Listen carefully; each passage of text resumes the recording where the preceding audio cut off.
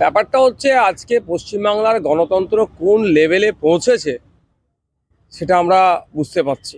Meeting মিছিল করব, অধিকারকে প্রতিষ্ঠা করার কথা বলবো, গণতন্ত্রকে সুরক্ষিত করার জন্য মিটিং মিছিল করতে গেলেও সেটা পারমিশন নেওয়ার জন্য কোর্টের দ্বারস্থ হতে হচ্ছে। রাজ্য সরকার তার প্রশাসনকে কাজে লাগিয়ে ডিনাই করছে। আপনারা দেখছেন চাকরি চুরি হয়েছে, তারা প্রতিবাদ জানাতে গেলে তো এই প্রতিবাদ কোথায় বসে করবে? তারা গণতান্ত্রিক পদ্ধতিতে করতে চাইছে, সেক্ষেত্রেও কোর্টের দ্বারস্থ হতে হচ্ছে। সরকারি কর্মচারীরা ডিএ ঠিকঠাক পাচ্ছে না, তারা প্রতিবাদ জানাতে গেলে সেখানে রাজ্য প্রশাসন তাদেরকে অনুমোদন করছে না, ফলে তাদেরকে কোর্টে ছুটে যেতে হচ্ছে, সেখান থেকে তাদেরকে অনুমোদন নিতে হচ্ছে। এক্ষেত্রেও আমরা আগামী 21শে জানুয়ারি আমাদের পার্টির প্রতিষ্ঠা বার্ষিকী উদযাপন করার জন্য আমরা লালবাজারের জয়েন্ট সিপিকে আমরা লেটার করেছিলাম যে আমরা ভিক্টোরিয়া হাউসের সামনে প্রোগ্রাম করতে চাই।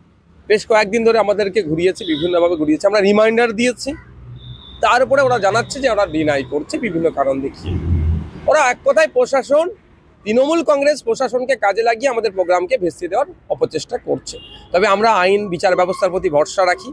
মাননীয় বিচারপতি মহাশয়রা দেখছেন সারা রাজ্যের কি পরিস্থিতি পৌঁছাচ্ছে, সুতরাং তাদের কাছে আমরা দ্বারস্থ হয়েছি, কোর্টের দ্বারস্থ হয়েছি, আমাদের মামলা গ্রহণ করেছে। আগামীকাল মামলা ডেট আছে।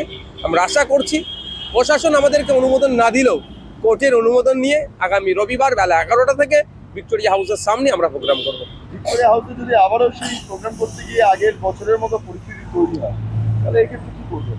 দেখুন, প্রশাসন যদি সক্রিয় থাকে কোনো রকম হিংসা হয় না। প্রশাসনই যদি এক প্রকার নিষ্ক্রিয় থেকে ওই ঝামেলাকে প্রমোট করার চেষ্টা করে, তবে আমরা কোনো রকমভাবে কারো প্ররোচনায় পা দেব না। আমাদের কর্মী সমর্থকদের উদ্দেশ্যে বার্তা এটাই, আমরা প্রতিষ্ঠা দিবস উদযাপন করতে এসেছি, কোনো অপশক্তি বা অপচেষ্টা কেউ করলে তাদেরকে আমরা প্রশ্রয় দেব না।